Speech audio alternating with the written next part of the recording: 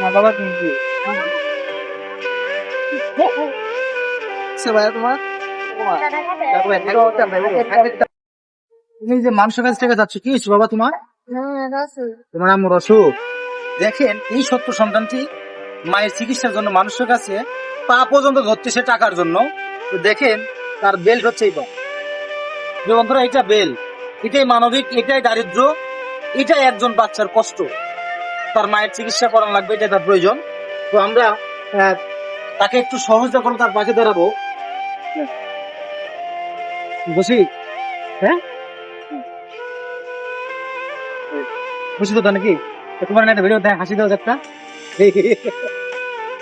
আচ্ছা বাবা, তোমাকে যে এই টাকা আমি উপহার দিলাম, এই পর্যন্ত তোমাকে কেউ এত টাকা উপহার দিছে না।